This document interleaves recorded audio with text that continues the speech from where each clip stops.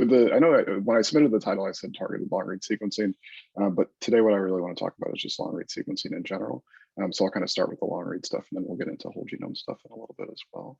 And I just need to move something on the screen really quickly. Okay. So I do need to start with a disclosure, and that is that I do collaborate quite closely with Oxford Nanopore. We have a research agreement, and I've gotten free travel and then free materials from them as well. And I'm also a paid consultant from my own. So my interest really comes from this graphic, and you can overinterpret this however you want, but essentially it shows that if you walk into a clinical genetics office today, or if we see you inpatient, we have about a 50% chance of solving cases that we think have a genetic etiology. And that's through a systematic workup, and most people are pretty aware of what that workup is. We start with a microarray, we might do a panel or exome after that. And then, depending where you want to go, do you want to go to whole genome? Do you want to go to RNA? I don't have RNA on here, of course. But we don't know what that solve rate is. It's probably going to be better than whole genome sequencing is today. But really the point here is that, what are we doing with these 50% cases that we can't solve? And the other thing that's important here is that this workup takes a lot of time. This is systematic, so this can take several years to go through, and this is very challenging for families. It's very challenging for clinicians as well. So what I want to know is, can I change the paradigm? So first, can I actually turn that workup that takes a long time into a single test using long read sequencing and maintain the same diagnostic rate? And then when I do that, what will that do to the unsolved rate? Will that drop it dramatically? Will it show that it's really worth just doing long read sequencing as a single genetic test? So why is it that about half of the cases that we see are unsolved? There's a lot of reasons. I'm kind of oversimplifying here with this figure, I would say, but there's technical limitations, right? Our prediction algorithms aren't great. You see a polymorphism in an intron. How do you know that it's going to affect splicing, for example? We're not good at that yet.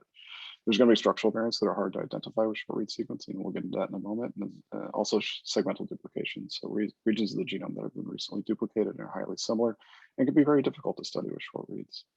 And then there's these other very interesting reasons. We don't know what the function of every gene, right? We don't know what phenotype they're associated with.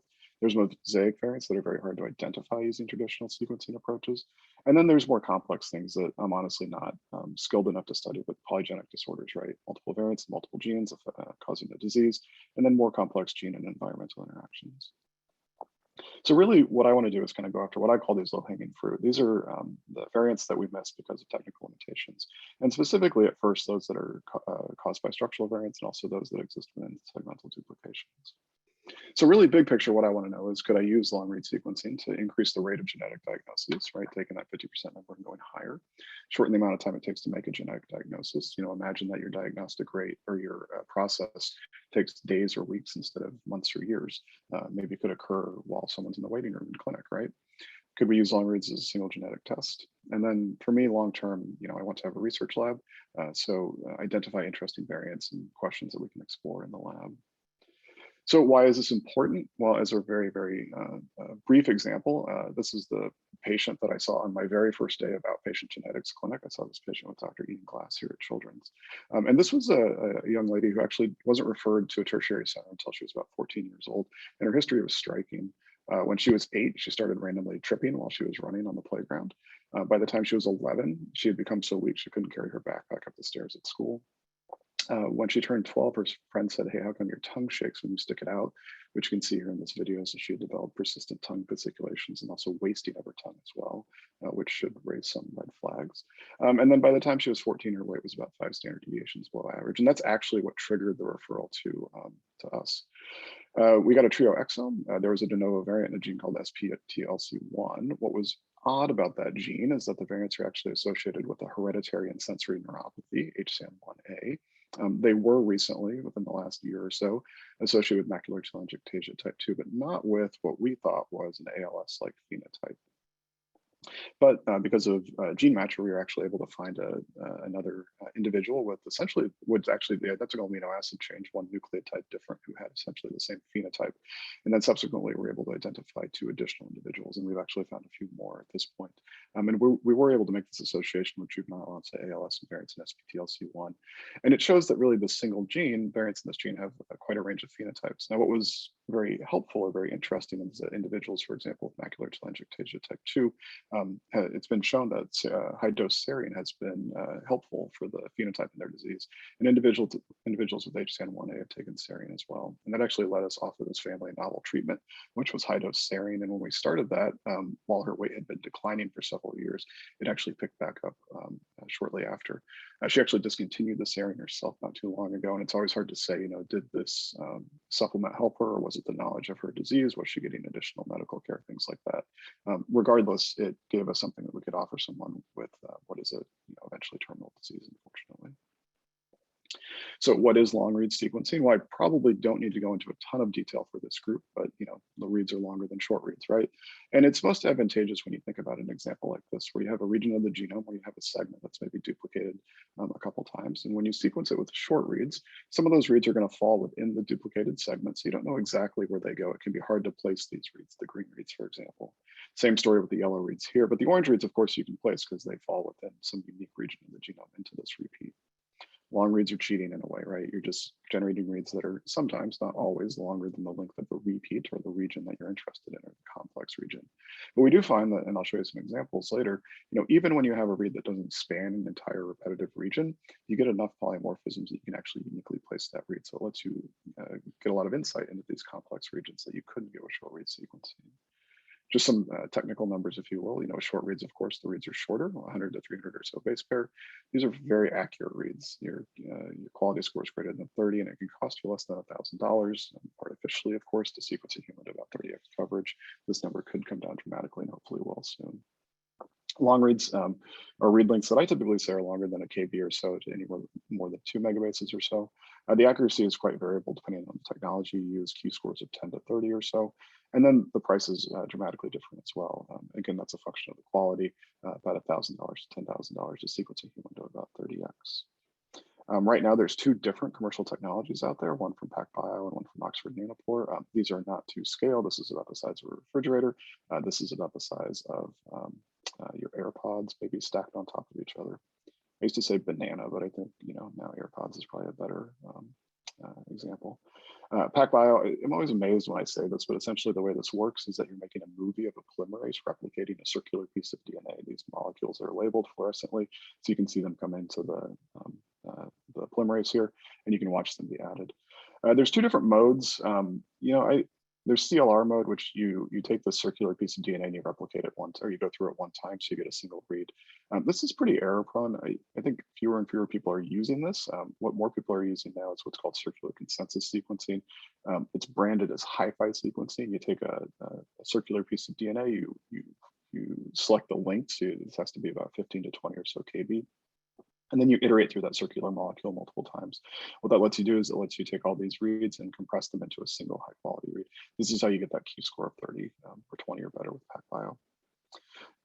So nanopore sequencing, which is what I primarily use, works a little bit differently. What you're doing with nanopore is you're measuring the change in current or detecting changes in current as a single stranded piece of DNA or RNA passes through a protein pore. These current changes are characteristic, so depending on where that level is, you know which nucleotides are in the pore at any given time. For this pore right here, for the R941 pores, you're reading about a 5 nucleotide signal at one time. What's nice is when bases, or when DNA or RNA bases are modified, they have a different profile than when they're not modified. But as many of you know, sometimes translating this current into sequence is very challenging, especially in repetitive regions like the telomere. This is a kind of ongoing challenge. I should mention, of course, with PacBio, you can detect changes in methylation as well, because that molecule, a methylated base, will take a little bit longer to go through the polymerase than an unmethylated base. But I think one notable difference with nanopore is that you can get essentially all kinds of modifications. Apologize. So my argument, though, in using nanopore is that even though the data is noisier, the essential information for any region of the genome is preserved. This is on top here. I've got nanopore data using an R941 pore using the most recent model, base calling model, and then PacBio hi-fi data here on the bottom.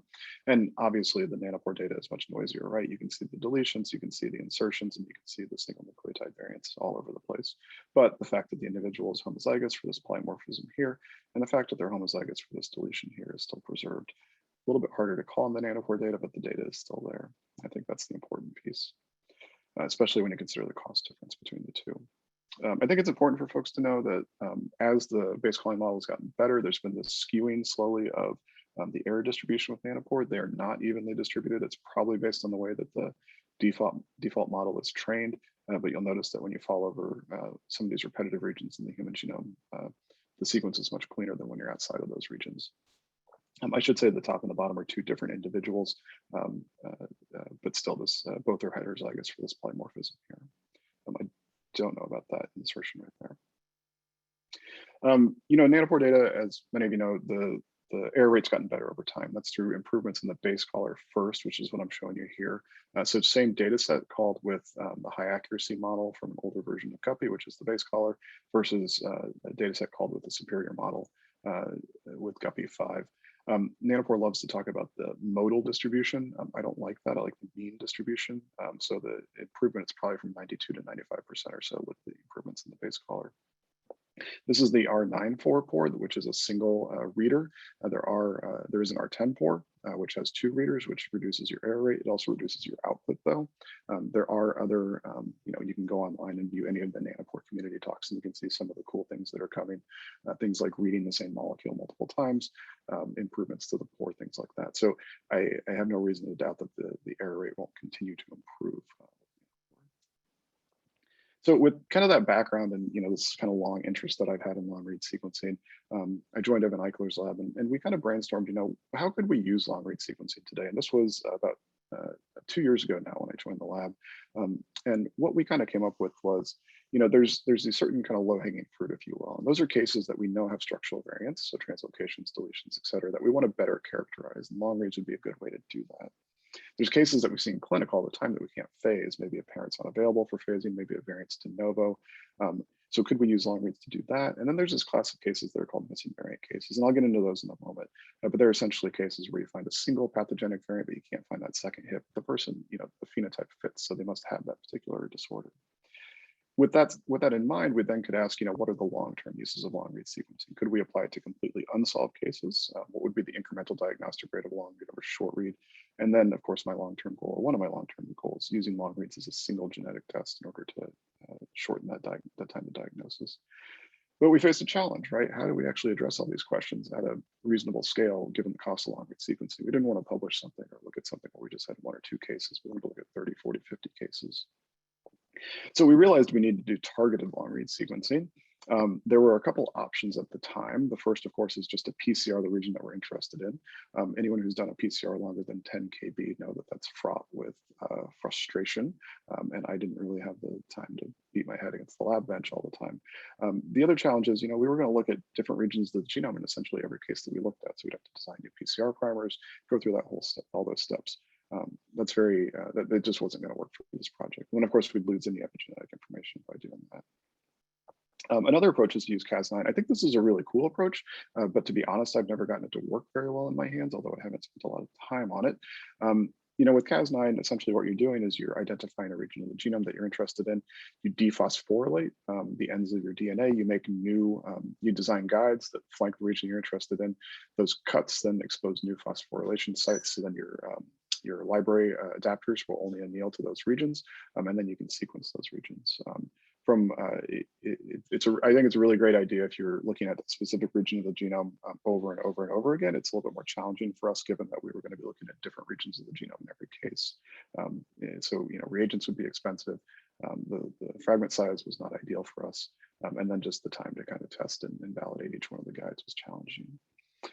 So I often say I'd rather be lucky than good, and I think I got pretty lucky in this case, because essentially, about the month that I joined the lab is when the ReadFrisch preprint was released by Matt Luce and his group at the University of Nottingham. And this is now baked into the Nanopore control software, which is called Minnow, as adaptive sampling. And what this lets you do is it lets you computationally select specific regions of the genome for interest. So what do I mean by that? So the thing about nanopore sequencing that's kind of cool is that in real time, the signal is actually transmitted to your sequencing device or to your computer.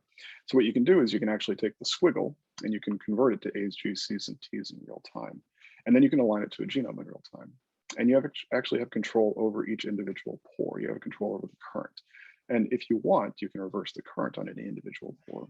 So you can ask, is the molecule that's going through the pore, in a region of the genome that I'm interested in.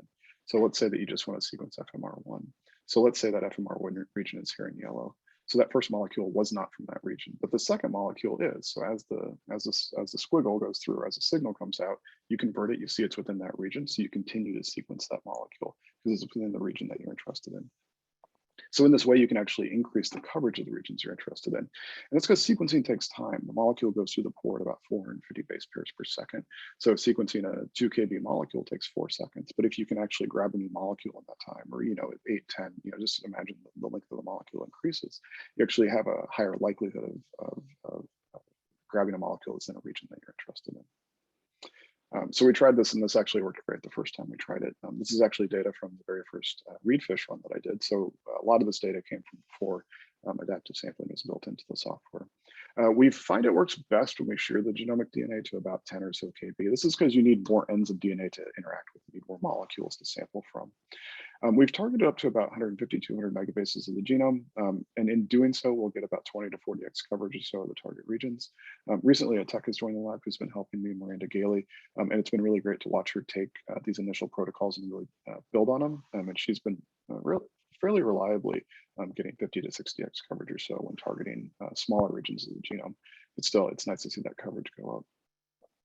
This cost us about $600 total. So at scale, when you buy these flow cells, it's about $500, and the library itself is about $100. And then we have a pipeline that we run these through. But you can see how the coverage is increased, right? So for this particular gene right here, the region we targeted is in blue. You can see our coverage here in gray, which is increased over background. And these are all the 400, 500 base pairs of molecules that you get just from randomly sampling regions of the genome. So what are some examples? So the first example is cases that have structural variants. And these are individuals who might have multiple deletions or duplications on one or more chromosomes that we want to better characterize, or individuals who have translocations where we don't know the exact breakpoint of the translocation. And I'm just going to show a couple of examples here. This is from a kiddo who I met who was born multiple genetic anomalies. We got an array. It showed 3 non-contiguous deletions within a 5 megabase region of ARID1B. One of those deletions bisected ARID1B, which gave a diagnosis of Coffin-Sirer syndrome, which fit him perfectly, right? But a lot of questions remain when you get that result. So you have this clinical result, but you want to know, are all those deletions on the same or different chromosomes? Were there additional rearrangements we didn't see? And then did any of those deletions uncover a recessive variant, which is now, so that individual might have 2 diseases? I'm sure if anyone, some of the clinical folks on the call have had cases where deletion uncovers another variant, so the individual has 2 disorders. I know I have. So we got DNA and we targeted about a 15 or so megabase region. And you can see the increase in coverage that we got here. You can see there's actually 5 deletions. So the array called out 3 of them, B, F, and J. Our targeted long, we've identified 2 new ones, D, which was about a kb or so, and then L, which lives in a kind of transposon-rich, repetitive-rich region of the genome where there are only 1 or 2 probes on the array. But what was nice is that if you look at this, you might think, okay, well, this region's now connected here, and then this is there, and you just kind of put it together linearly. But with long reads, we actually find that this ends up being a much more complex event than we expected. So if you break this into segments, so B is the deletion, for example, you can see that A is actually not connected to C. A is now connected to E, E is connected to D. So we call this plot a subway plot, and what it lets you do is it lets you follow the line, and and it gives you an easy way to see the orientation of the region. So it tells you that C is actually inverted, so we never would have known that with the array. And then you go over to I and then H, and you can just kind of play this game all day, and it's very satisfying, right? But we can reconstruct this. We can actually see what the actual order of genes that are in the region. And then, of course, the nice thing is we can look at the sequence of any of these remaining genes and make sure that there's no deleterious variants in this individual that we're not.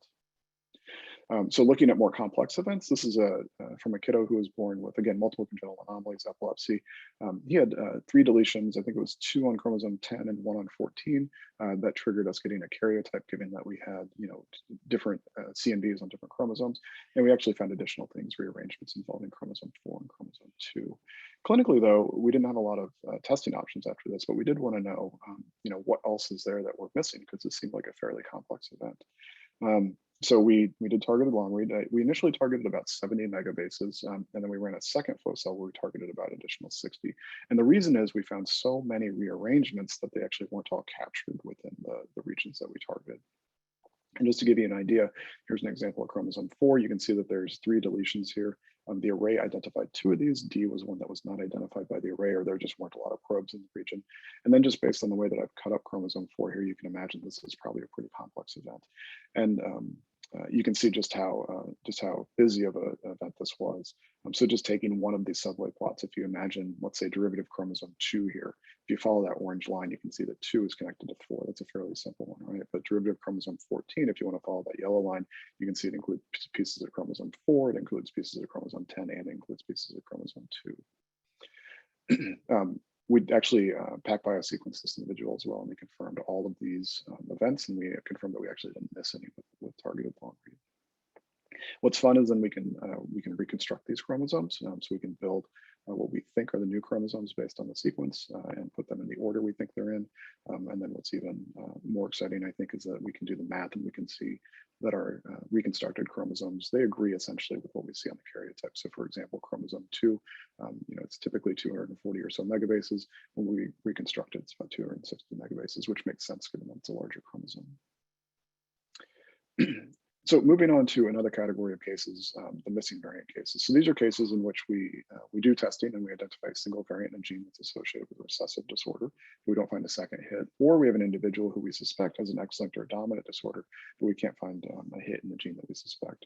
And then kind of within this this group of cases, I'll talk about phasing of variants. So the first example, it comes from a young man who has nephronophthisis, and you'll see the workup that we went through down here at the bottom. So he had an array that was negative, he had an exon, revealed a paternally inherited stop, but no second variant. We got an exon level array looking for another deletion, and that was negative. So of course the question is, what's the second hit? Because it fit his phenotype very well. So we did targeted long reads. We identified the paternally inherited stop here. I should say this is an older version of the base color, so the reads are a little bit messier than they are with the newer superior model. But using our pipeline, we identified the splice variant to G to C. Now the question, of course, is this variant on the same or different chromosome from the parents, or from the paternally inherited stop? So you can approach that a couple of ways. You could get samples from mom and dad, you could sequence those, or since you have long reads, you can just phase them. So in this individual, we phased it. So all reads here on top and maternal haplotype in the middle, paternal on the bottom. I'm calling it paternal because I knew the paternally inherited stop, or the stop came from dad. And then if we go over to that splice variant, you can see that it exists in the maternal haplotype. We did get DNA from mom. We confirmed that she does indeed have this G to C, and then we got fibroblasts from the individual, and we confirmed the variant does indeed affect splicing. This is a case of a young man who had has Lesch-Nyhan syndrome. We knew that biochemically. He is a young adult, and he had an extensive workup, and we were never able to identify the molecular cause for his Lesch-Nyhan. He had a karyotype that was negative, and then he had sequencing of HPRT1, which is the gene associated with that disease, on an exome backbone, and that was negative. This was a really hard case for the family because his sister was thinking about having children of her own. This is an X-linked disorder. Females are silent carriers, essentially, so no one could tell her what her risk was of having a son who had this disease. So we did targeted long reads, and I just gave away the punchline. We saw this 130 or so megabase deletion, base pair deletion in here. These reads didn't link to each other. They actually linked to a repetitive region of the genome about 17 megabases away in such a way that it suggested an inversion, but I couldn't rule out insertion of a large chunk of DNA. We had a karyotype. We went to the cytogenetics lab and we stared at it for a very long time, and no one was convinced that the inversion was real. So what we did is we designed some fish probes, and we did confirm this was indeed an inversion. So if you look at the control, and I apologize if you are colorblind, the centromere is here, this green dot. This is one end of the inversion, this is the other, so it should go green then red, and in our patient, in our proband, it goes red then green, confirming the inversion. What's really nice is that this gives us an easy way to test his mom to see if she's a carrier. This could have been a de novo event, and then again gives us an easy way to test his sister to see if she's a carrier as well. And then the last example from the targeted series that we published I want to talk about is this individual, a young man who has a clinical diagnosis of Duchenne muscular dystrophy but does not have a molecular diagnosis. He has a maternal uncle who passed away around the age of 30 from a clinical diagnosis of Duchenne, but again, never had a molecular diagnosis. He's had a workup with an array, so he's been sequenced, he's negative. He actually got a muscle biopsy. No dystrophin was seen on the Western from muscle biopsy, and he's following the phenotype, essentially to a T. So we got DNA from him. We did targeted long read. There was nothing, no deletions, no intronic variants, et cetera. There was this really odd repeat expansion in one of the introns that I wasn't sure what to do with at first. It's about a 300 or so base pair expansion of a GA-rich region. So given that we don't really have a lot of population databases that I can bounce this off of, I got samples from his mom and from his unaffected brother.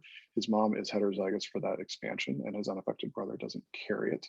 So what we did is we went to the Simons collection, looked at estimates of a repeat length and using Expansion Hunter, and we were actually struck by what we found. So for our individual, he's got about 107 or so copies of this repeat, plus or minus 9, depending on how you want to do those statistics. What was amazing to us is that we see about 72 cases of that, 72 individuals in that database who have similar expansions. 71 of those are female. So that's quite a violation of Hardy-Weinberg. So we were very interested in that. We weren't really sure what to do with it. And then, as things in genetics sometimes go, actually just a couple of weeks ago, I got a phone call that says he has a cousin he didn't know about who is 3 and is now having symptoms of Duchenne muscular dystrophy. Turns out that there's a side of the family that wasn't really talking to each other. They both happen to go to the same hospital and see the same neurologist. And we are getting samples from that individual, and we'll see if he also has the expansion. Why does this matter? This GA-rich expansion is something that I think we may be able to target with something like an antisense oligo, similar to what we do with Friedreich's ataxia, and hopefully could make a big difference in this family's course. So I want to switch gears a little bit in the last 20 or so minutes and talk about, how we've been using either targeted long reads or whole genome long reads since the publication of the paper. And this first example I want to talk about is how we can use targeted long read sequencing and segmental duplications. This is a kiddo that I met actually while I was on clinical service 6 or 8 months ago or so. She came in with respiratory failure. She was placed onto ECMO. So we saw her, and as we typically do, we sent an exome. In this particular case, we were only able to send a duo. This was a sperm donation pregnancy. We got a call about a week later. I'm sorry, we sent a genome, and we got a call about a week later. The clinical lab said, hey, there's a likely pathogenic 2 base pair deletion in this gene called Haydn. And I said, great. And I hung up and I went to Google and I said, what is Haydn? So Haydn is actually a gene that is associated with the ciliopathy. So individuals who are, it's a recessive disorder, not dominant, individuals who have variants in this gene, their cilia actually form normally. And if you look at the structure of the cilia, they are normal, but they do not beat normally. They only, if the simple way I think about it, and I'm not a ciliopathy expert, is that essentially you get kind of half of a beat compared to what you might get with a wild type cilia. That's interesting given that we didn't know why she had respiratory failure. And if you have a ciliopathy, that's not a bad reason to have respiratory failure. The challenge with this gene, it's a fairly large gene. It's about 400 or so kb, and it's got a huge segmental duplication living inside of it, about 380 kb or so. That pathogenic variant was sitting out here in one of the first 2 exons. So our question, of course, is there something else hiding in the segmental duplication that the short read genome did not find? And if you look at short reads, this is from NA12878, you can see an example of the problem.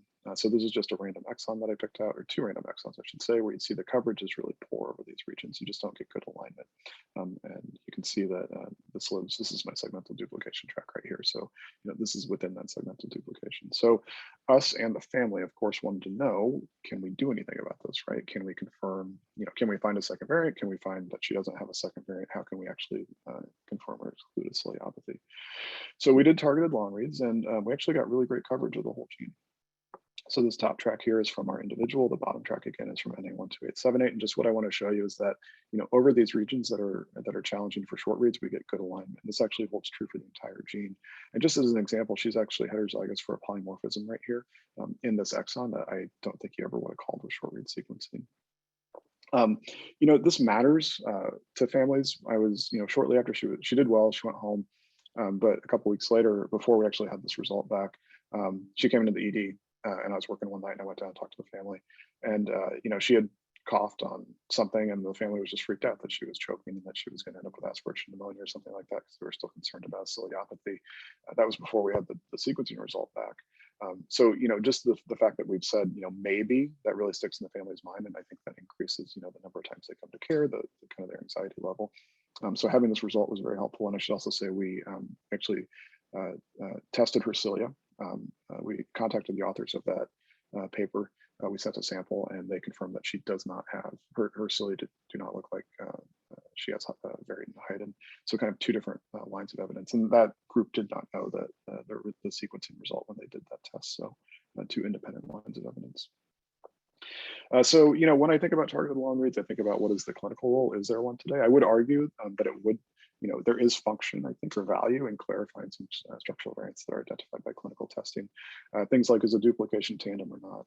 Mayo used to offer a mate pair sequencing to do that. They no longer do that. So I think targeted long reads could really fit that role. And then, of course, could we use it for phasing variants that we identify in clinical testing? I showed you one example here with NPHP4. We've pretty regularly now in clinic look at individuals who we need variants phased, and we'll take them for targeted long read on a research basis, and determine whether or not those variants are on the same or different chromosomes. In our paper, we showed that we were able to identify candidate variants in 8 out of 10 cases, and 6 out of those 10 that were pathogenic, likely pathogenic. 2 of those were VUSs. So, not perfect, but I think that greater than 50% solve rate was good. Of course, this is a highly selected cohort, right? It's shooting fish in a barrel, if you will, because we knew where to look for those variants. And I'll get into the whole genome stuff in just a minute. We've taken this to other unsolved cohorts, and this is all unpublished data. In a premature aging disorder known as Werner syndrome, in 9 out of 9 cases, we've been able to identify the second likely pathogenic variant. We've looked at several cases of hemophilia now in collaboration with BloodWorks Northwest, and we've actually done more than 8. In every single case, we've been able to identify the pathogenic variant. And then, as things go, that clinical case that I had actually led to a very interesting collaboration. And in individuals with unsolved, who suspected to have Hyden who are unsolved, in 6 out of 8, we've been able to identify a second variant, which is really exciting. But in some disorders, we're not that good. So in other cases, we're only getting maybe a 10–20% solve rate. And I think that's really interesting. And that's something I really want to think about as I go forward kind of into independence. And that is, why? Are we just, are these red herrings, right? Is the variant actually in a different gene? Are these variants that we can't predict, splice variant, an intronic variant that affects splicing, things like that? I think that's really interesting. And I'm really excited to kind of really dig into these cases as I move forward. I think, where do long reads fail? Where do targeted long reads fail? So this is an individual, this is a sequencing data from an individual who has chronic granulomatous disease, frequently or caused by variants in the gene NCF1. NCF1 is very tough to sequence. This lives within a segmental duplication. This is duplicated several places in the genome. And you can see that when we target this, so this is data from targeted long read sequencing, the read lengths are 8, 10, 12 kb, if you will. The reads align uniquely kind of outside here, and then we get really nothing over the gene itself, and we get nothing here distal to the gene. And when you go look at the reads that have low quality alignments, you actually see that this individual probably has the common 2 nucleotide deletion that disrupts the splice site in the gene. But these aren't uniquely mapping reads. These are mapping in multiple cases. So this is a place where targeted long reads fail. So we need to move into whole genome long read sequencing. And for this particular individual, we did do whole genome long read sequencing on the Nanopore platform. And you can see that it does confirm that he does have this 2 nucleotide deletion here. This works because these 60, 70, 80 kb reads or so are anchored in more unique regions of the genome, and that lets us align them with some degree of confidence to the gene here. So I just want to end with an example of how we've been using whole genome long read sequencing on some clinical cases. I'm actually going to use an example of hemophilia for this. So in collaboration with BloodWorks Northwest here in Seattle, we've been looking at cases of unsolved hemophilia A and B and some other clotting disorders. And specifically, we've been looking at individuals who, after evaluation, are known to have either a complex structural variant that they can't fully characterize, or they weren't able to find any variants on sequencing. And as I mentioned before, with the targeted approach, we've had really good success. And for some individuals, we've done whole genome sequencing, and we've had really good success in reconstructing those events. So factor 8, when you have hemophilia A, it's a variant in factor 8 usually, and this is nice because you can measure the factor 8 level in the blood. I wish every phenotype was that easy, right? The gene, there's a couple of kind of complex regions of the gene within intron 1. There's a small segmental duplication right here, but within intron 22, there's a larger segmental duplication. It's actually exists 2 other places in the genome distal to the gene on the telomere side. And you get rearrangements between these events from time to time. But the case that I want to close with is of a female who has hemophilia. And they'd been working this case up for a while, and they hadn't fully solved it yet on both a clinical and a research basis. So my question to them was, could I take a look at this? And, really, the question is, can I use long-read sequencing as a single data source to determine why this individual has hemophilia?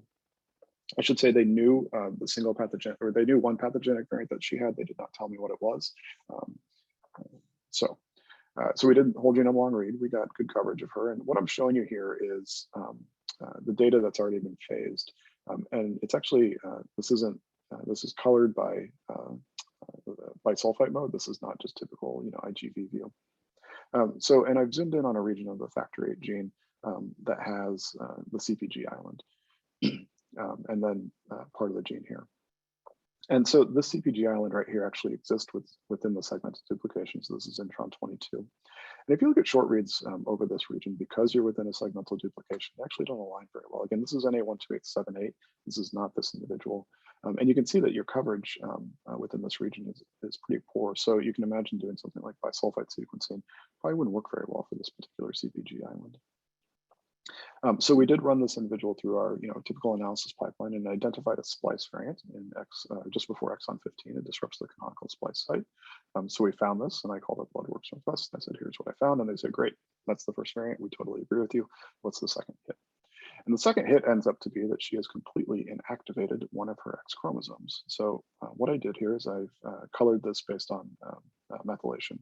And red is completely methylated, and you can see that for everything in haplotype 1 that was phased in haplotype 1, everything is completely methylated, and everything in haplotype 2 is completely unmethylated. And what's nice is if you kind of walk down the chromosome, you can see that the splice variant actually exists on the same haplotype as the unmethylated reads. I was able to phase this into about a 1 megabase block of contiguous sequence, and every single CPG island in that 1 megabase block is completely unmethylated on haplotype 2 and is completely methylated on haplotype 1. We were also able to take RNA sequencing data, which showed skewed expression of alleles, and for, I think it was 8 or 9 polymorphisms within that 1 megabase block, every single one of those SNPs mapped to haplotype 2. So we have the methylation data that shows that she's got skewed inactivation, and then we have the RNA-seq data that shows she's skewed inactivation as well. And both of them agree with the haplotype 2 being the only active chromosome. Now the question is, why did she completely inactivate one of her X chromosomes? I think, naively, I always thought, well, it's random, right? She just happened to choose to inactivate haplotype 1 in every of her early cell divisions. It's probably not true. It's probably some pathogenic variant that's on that chromosome that I haven't identified yet, but we're working on it. But I think overall, this is a really nice example of how you can use long reads, or PacBio as a single data source to really get at very complex genetic disorders. So a female with hemophilia A. And I will say that, the first time I heard about nanopore, this is kind of the experiment I wanted to do. So it's very nice to kind of see this finally. So I want to finish with, kind of where I started, and that is, if we suspect an individual has a genetic disorder, unfortunately, there's only about a 50% chance we're going to solve them. So what do I think long reads will do? Well, you've got to own some prediction, right? So I'm going to own this potentially wrong prediction, and I think we'll be able to solve about 75% of the cases with long read sequencing. And to be fair, that means, we'll be able to use long reads to exclude genes that we suspect. We'll make new gene phenotype correlations. And we'll just get more information, right? And that'll help us move that diagnostic rate up to about 75%. And then this remaining 25%, I think is going to be really interesting and fun to work on and explore in the laboratory. How do we do that? Well, we actually, we need to develop methods to do this at scale. Right now, things are a bit Rube Goldberg-ish, if you will. So we need to really standardize the process and make sure that we're doing this in the same way every time, making reliable pipelines that streamline the analysis. These data sets are complex, hard to work with, they're very large. And the one thing we all need to work together, and I know, there may be folks from the GREG consortium on the call, folks from the UDN, et cetera, sharing our population level structural variant data is going to be really important. And I think everybody agrees with that. I think there's no question there. You get so many structural variants when you look at these complex or these long read data sets. Interpreting them, filtering them is very challenging. So we need that data sharing.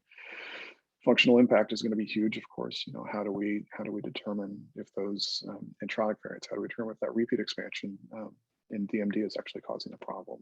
So we need to develop methods and work on ways to do that. Again, in Gregor, I know we're doing that, and then there's other consortiums that are working on that as well. So this is a well-identified, the work is ongoing. And then, I think what I'm interested in is the comprehensive aspect, and getting to that point where someday could we do DNA, RNA, and protein all at the same time using a nanopore-like device where we get just a huge amount of data, a huge amount of information from a single experiment. I think we'll get there. And then we can, of course, take these to the lab, those unsolved cases, and do additional evaluation on them. So if this is something that is interesting to you, I should say that there is a postdoc position available, not with me. It's a heterozygous position, if you will, 50% long-read sequencing, 50% mosaicism and structural birth defects. It's with Jimmy Bennett, someone that I work closely with at Children's. Seattle is beautiful, as many of you know, so if you're interested, please reach out to me. And then I also should remind myself to say that, we're always interested in collaborating on complex or unsolved cases, using nanopore, using targeted long read. So please reach out to me if you have anything that you think would be interesting. So with that, I first want to thank you all for your attention. I think I just noticed a couple of chats pop up. I do want to acknowledge the Bratman Beatty Institute at the University of Washington for the funding. They've really supported the majority of the work that I presented today. And then Evan Eichler, of course, in the Eichler Lab, he's been extremely supportive. The entire lab has been a wonderful place to work. Miranda Gailey is a technician who joined the lab recently, and she's been fantastic, has really helped push things forward and really taught me that I need to stay away from the bench, which is probably better for everybody. And then, of course, all of our collaborators. And I should mention, of course, my wife, who made everything today look pretty and made it all spelled correctly, which I'm not always good at. And as most people will ask, how do I draw the subway plots? It's really Angie that draws the subway plots. So with that, I will stop, and hopefully we'll have a good discussion. And thank you all again. Thank you, Danny. Every time I hear you talk, it's just, we give you more time to talk, but it just have more and more impressive things. I am going to turn on Daniel's microphone if you want to ask your question. Sure. Great. I apologize if my connection is unstable. That was fantastic talk. What limits the coverage of the targeted long-read sequencing to approximately 50 to 60x? Is it some inefficiency of evicting the non-targeted fragment, or is exhaustion of that eviction process, or something else? It's a random process. So you're randomly sampling molecules. So if your genome was smaller, you would get higher coverage. Imagine you had a 1.5 megabase genome or gigabase genome. I apologize. I would expect you to get 90, 100x coverage. But if you had a 6 gigabase genome, I would imagine you to get half of what we get now, so maybe 25x coverage. The other thing is the fragment size. Shorter fragments, you're going to have more opportunity to grab DNA molecules that are in the region you're interested in.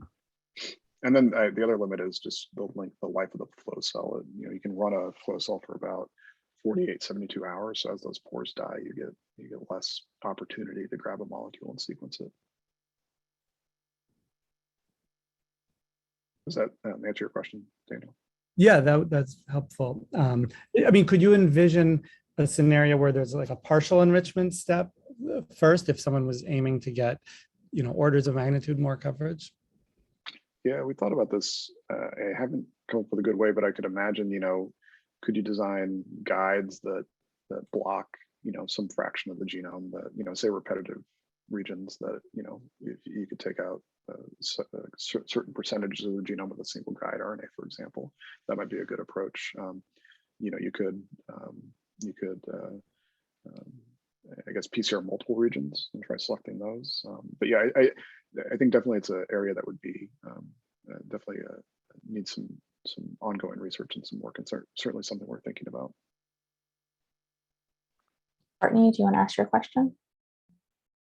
Sure. Hi, I'm Courtney. I'm a bioinformatician. That was great talk. Lots of really interesting examples. I was wondering sort of what you thought big picture between, the choice between maybe doing short read whole genome sequencing and long read whole or targeted sequencing, with long read whole genome sequencing being more expensive. So the cost benefit at an early time point. Most of the examples you can get most of the answer from short read genome sequencing right now. And so going forward, or especially trio whole genome sequencing is sort of the ideal thing. yeah, so if there's any, the segmental duplications you can never get, and the methylation was very cool to see. Are there any other like big picture things you think? Yeah, that's a really good question, a really complex question, a lot of layers to it. I think I would simplify it in a couple of ways. So I think targeted long read works well when you have a candidate or a high priority region, right? You get a clinical exome and you identify a variant in a single gene and you're like, this has to be it, right? I think that's a good use of targeted long read sequencing. But you're right, do short reads. Is it better to do short read whole genome or even long read whole genome? I've started to take the approach now where if we don't have a solid candidate, I actually don't do targeted long read. I'll just do whole genome long read, and that's because if I don't find the variant in the region I'm thinking of, I don't want to.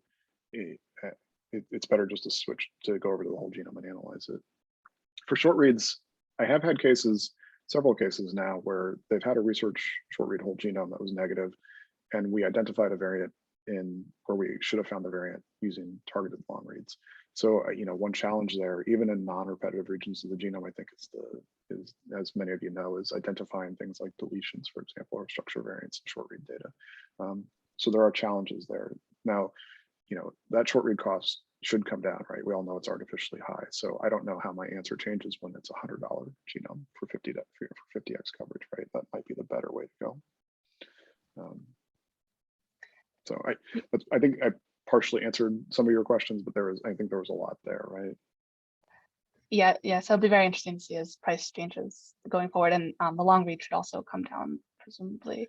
I guess. Yeah. Oh, sorry. Go ahead. Well, and so you were suggesting maybe upwards of 25% more diagnoses with long read over whole genome short read. And that would definitely be worth paying a lot more for that. But I suppose a lot of that might still be in parts of the genome that we don't know much about, so it's hard to predict how well. Is that the thinking there? Yeah, right. Like, how many diseases are caused by genes that live within segmental duplications that we just have zero visibility into, right? Or are caused by changes in complex repetitive regions of the genome that we just can't analyze today. It's not going to be zero. It's not going to be that 25% difference, but it's going to be some number in the middle, right? So we just need to figure out what that is. Sure. Very nice. Thank you. Yeah, thank you.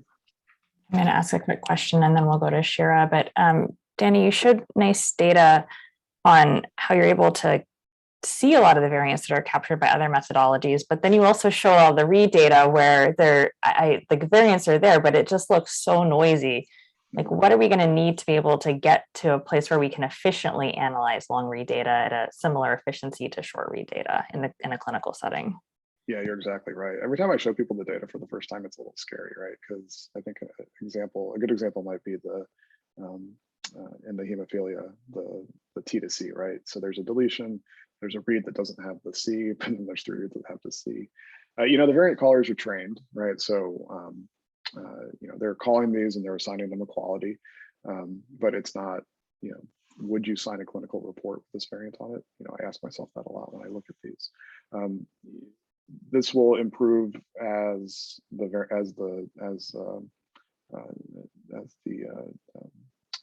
algorithms get better. So we're going to need, Nanopore will have to improve the error rate before we actually start using this, I think, clinically. Like another good example here is this poly A region where you get 3 reads right here with the deletion. That deletion is probably not real, but this is kind of a known mode of error with Nanopore sequencing. I haven't done Q20 yet, to be honest, which is a higher quality sequencing mode on Nanopore. I think that'll help us a lot. And then if you go look at some of those Nanopore community talks, you'll see that they're kind of thinking about ways where you could use adaptive sampling, essentially, where you read the molecule, you stop, you reverse the current, you read it again, you do this over and over again. So you do kind of like that hi-fi type mode using the pore, and you can reduce your error rate that way. And then just numerically, the SNV recall rate for Nanopore is around 99.5%, but the indel recall rate is only around 80%. So again, we're missing a lot of stuff. And you're right, it looks scary. Just one follow-up question. In terms of the sequence accuracy, PacBio versus Nanopore, we try to choose Nanopore. Is the main reason is that the price issues? Yeah, everyone. I think I always always hesitant to talk about cost per genome because I think, people there's different overhead, there's different pricing models, et cetera. I typically think about a nanopore whole genome as being around $1,500 to $2,000. And that's 30, 50, 60x coverage, depending on, how you do your experiment. For hi-fi, I typically think around a 30x coverage genome being $8,000, $10,000. So a pretty significant difference. And I always ask, does anyone have an example of a case that they couldn't solve with Nanopore, but they could solve with PacBio? And I haven't seen that example yet. And I think that would be very interesting once we have that. Because the cost difference is significant, right? You can do 3, 4 more genomes on Nanopore than you can for a single PacBio genome. Thanks. Shira, did you want to ask your question? Yeah, I was just wondering what cohorts were more or less suited to this kind of analysis. For the targeted, you mean? Yeah. I don't know. I can't answer that question perfectly yet, but I will say that when the phenotype is much more obvious, things like ciliopathy, you're much more likely to solve when you have a single variant in the gene. That said, there is an individual with PKU who has a single variant PAH that I can't find the second hit, and I don't, it's got to be PAH, right? So why can't I find the second variant? Other cases that it's a little harder is, so example would be, and this is unpublished, individuals with polycystic kidney disease. The solve rate is not very high, and I don't know why yet. Thank you. Interesting. Amar, did you want to ask your question?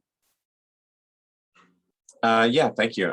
So it was a really nice talk, and I'm really interested in learning more about the technology. I started wondering, are there normal data sets where these have been used, kind of equivalent to thinking about a nomad or something along those lines, where there would be we could get a sense of the variant frequency for structural and repetitive variants that you're identifying? Yeah, not yet. That's what we need, right? And I think, as the costs come down, as more of us are sequencing more of these whole genomes, either with PacBio or with Nanopore, there's HGSVC, which has 90 or so phased assemblies, I think, at this point. There's, I think the data is coming. We just don't have it yet. We need to, right? The next couple of years, we're really going to have to focus on collecting and curating these structural variants. Obviously a question that comes up all the time. And then also the other thing we get asked from the nomad world about is reference assembly. So are you working on DRCH38 or the new T2T assembly, or both? Both. Nice. So yeah, it's not totally baked into my pipeline yet, but ideally everything will get aligned. A single pipeline that aligns H238 and T2T. And then what I really want is that example, which we couldn't solve with H238, but we did with T2T, right? Like that's what we need. And it's out there. Like there's, there will be a case like that. We just need to do it. Yeah. The last example you showed with the block of methylation, I mean, it's probably a lot of times things like this are happening and we're not recognizing them. If you just look in general across your data, do you not even necessarily where it's pathogenic, but do you just see random blocks of methylation or different epigenetic signatures that it's just happening as normal variation? Or is pathogenic? There's some stuff there that I'm like, well, why is there no methylation here, or why is there methylation there? It's certainly a good graduate student project for when I start my group. But yes, it's certainly, there's so many layers to this data, right? There's so many questions you can ask and so many fun things you can dig into. I think that's, you're right on point with that question. I think that's going to be one area that we'll definitely focus on. Well, we're about out of time. Do we have any last questions? Otherwise, I'll thank you again, Danny, for a very interesting talk and sharing your work. Of course, it's always fun. So thank you all. Thank you. If anyone has interesting cases, Danny is a great collaborator. So definitely follow up with him and connect if you have cases you're trying to solve. Thanks, Adam. I appreciate it. Thank you, everybody. It was fun. Great talk. Thank you, guys. Bye. Thanks. Bye.